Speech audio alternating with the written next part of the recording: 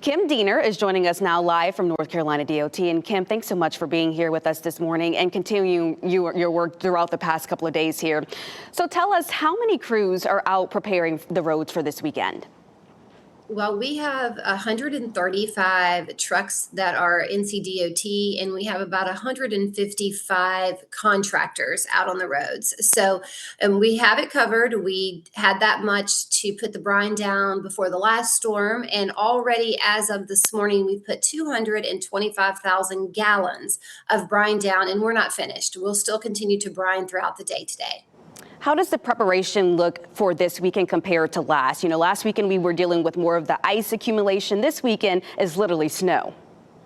The preparation is somewhat similar. Last weekend, we were worried about power going out. So we had crews set up, waiting and ready to take, cut up trees, push them off to the side of the road. Well, we're not so worried about ice bringing power lines down, but I know Elizabeth has mentioned the fact that we're going to see some pretty strong winds. So we're going to set those crews out. They're going to be ready to cut down trees. If trees come down and power comes down, obviously we work with our utility partners, and we're really preparing for the worst. We're going to throw every tool we have in the toolbox at the storm. And even though it is going to be easier to get off the roads than the last storm, because this will be a light, fluffy snow, the more we get, the longer it's going to take. So if we could get 3 to 6 inches, it will probably go much faster than it did last time. But if we see those higher totals, like 8 to 10 or higher, those higher totals, is going to be another marathon cleanup.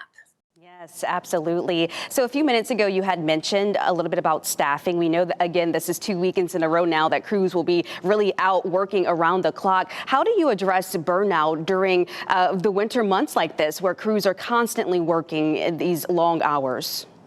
Well, we gave crews a chance to break, between this storm and the last storm. They got to go home, spend some time with their families, prepare for this storm, and giving them adequate time to rest during this next event is going to be very important. So we're going to make sure that they have time to pull off, go to a place where it's warm, rest, maybe sleep a little bit, and then hit the roads again. So we are definitely prioritizing our crews getting what they need as they once again hit the roads, to keep the roads clean and protect folks before they hit the roads.